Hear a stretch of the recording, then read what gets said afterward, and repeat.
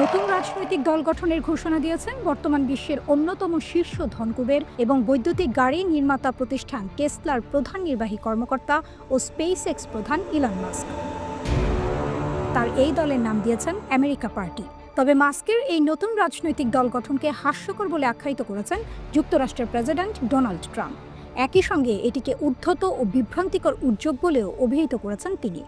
সোমবার ৭ জুলাই এক প্রতিবেদনে এই তথ্য জানিয়েছে ব্রিটিশ সংবাদ মাধ্যম বিবিসি।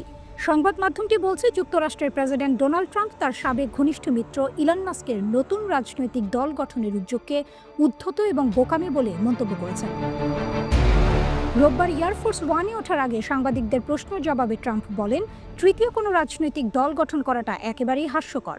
আমেরিকায় দুই দলের যে রাজনৈতিক কাঠামো তা বহু বছর ধরেই আছে। তৃতীয় দল আনার চেষ্টা শুধু বিভ্রান্তি তৈরি করবে। সম্প্রতি মাস্ক ঘোষণা দেন তিনি আমেরিকা পার্টি নামে একটি নতুন রাজনৈতিক দল গঠন করছেন, যার লক্ষ্য হবে রিপাবলিকান ও ডেমোক্রেট এই দুই প্রথাগত দলের বাইরে বিকল্প রাজনীতি গড়ে তোলা। একসময় ট্রাম্প ও মাস্ক ছিলেন রাজনৈতিক ও প্রশাসনিক মিত্র। ট্রাম্প প্রশাসনে মাস্ককে ডিপার্টমেন্ট অফ গভর্নমেন্ট এফিসিয়েন্সি এর প্রধান করা হয়েছিল, যার কাজ ছিল সরকারি ব্যয় কমানো। কিন্তু গত কয়েক সপ্তাহে তাদের সম্পর্কে ভাঙন ধরে এবং মাস্ক ট্রাম্পের বাজেট পরিকল্পনা ও নীতির প্রকাশ্য সমালোচনা করেন। রোববার ট্রাম্প তার নিজস্ব প্ল্যাটফর্ম ট্রুথ সোশ্যালে মাস্কের সমালোচনা করে লেখেন, দুঃখজনকভাবে ইলন মাস্ক এখন যেন রেললাইনের বাইরে চলে যাওয়া একটি ট্রেন দুর্ঘটনার মতো পুরোপুরি নিয়ন্ত্রণ হারিয়ে ফেলেছেন।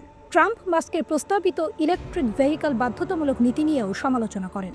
তিনি বলেন, এই পরিকল্পনা অনুযায়ী সকলকে খুব অল্প সময়ের মধ্যে বৈদ্যুতিক গাড়ি কিনতে বাধ্য করা হতো। ট্রাম্প সম্প্রতি একটি নতুন কর ও ব্যয় পরিকল্পনায় সই করেছেন, যেখানে ইলেকট্রিক গাড়ির ওপর কর ছাড় বাতিল করা হয়েছে। তিনি বলেন, আমি প্রথম থেকেই মাস্কের এই বৈদ্যুতিক গাড়ি বাধ্যতামূলক করার প্রস্তাবের বিরোধিতা করে এসেছি। নতুন আইনে মানুষ এখন নিজের পছন্দমতো গ্যাস চালিত, হাইব্রিড বা ভবিষ্যতের প্রযুক্তি ব্যবহার করে এমন গাড়ি কিনতে পারবেন। ইভি বাধ্যতামূলক নয়।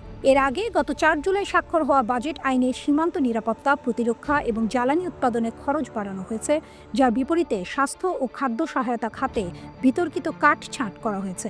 উল্লেখ্য, মাস্ক এই নতুন রাজনৈতিক দল গঠনের চিন্তা প্রকাশ করেছিলেন মূলত ট্রাম্পের ব্যয় পরিকল্পনার তীব্র সমালোচনার সময়। তখন থেকেই দুইজনের মধ্যে রাজনৈতিক টানাপোড়েন প্রকাশ্যে আসে।